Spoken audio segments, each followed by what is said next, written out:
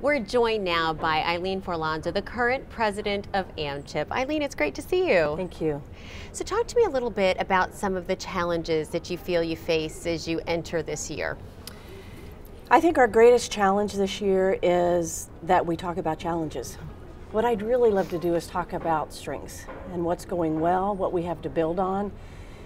The population of maternal child health, both as a population, but as well as a way we do business, is so unique, and it's so powerful in the way that we support women, children, and communities, especially families who have children with special health care needs. So we have so much to build on. And by default, we tend to talk about challenges more than I think we could or should. Because challenges will always keep us in kind of a downward spiral, whereas when we talk about the strengths and all that we have to build on, we can really make a difference in our local communities and in our state house. Rather than challenges, you'd like to talk about strengths. What are some of those strengths and what kind of opportunities does that bring? Okay. So AMCHP is in a great position right now to really build on a lot that's going well. AMCHP has been known for years to have very effective partnerships, both at the federal level, the state level, and in a lot of cases at the local level. So what we have to build on are partnerships with people who are aligned with the health and well-being of men, women, children, and especially families who have children with special health care needs. We also have a lot of champions in the federal government with us now, as evidenced by our relationship with the Maternal and Child Health Bureau and some of our work with the CMS Center for Innovation. So much going on to look after and to provide guardianship for the MCH population. There's a lot of talk these days about a changing workforce. What does that mean in this arena? A changing workforce for us in maternal and child health, I think, has a lot to do with the engagement of the community voice. When I started in the state health department, my mantra was, I am bound and determined to keep the public in public health. And I think that's where we're headed today, is that we have so much opportunity to diversify our workforce by developing roles and opportunities for members coming from the community.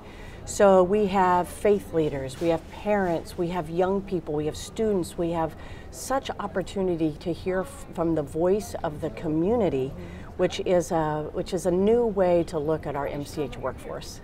You know, I've had the chance to interview a lot of people, and we've talked to people on the street. I have been so impressed with the people attending this conference, just the way they're so passionate and they speak so well about the work they're doing. You've got to be proud of your organization. I'm so proud of the organization that AMCHP represents. Our membership is phenomenal. When you think about having a conference that was canceled in a snowstorm in January and then completely reschedule it. And you know, we only had 40 fewer participants in this conference than we would have had in January. We only lost 5 workshops, 5 speakers, and the rest were people coming and asking, please, please, please keep this conference going. And that speaks to our workforce, it speaks to the dedication, it speaks to what I think is the amazing wisdom exchange that happens during this conference and following the conference for ideas that are ignited while folks are here. Speaking of that, what would you like people to be able to take away with them when they leave on Sunday? I think the takeaway for this conference is about transformational partnerships.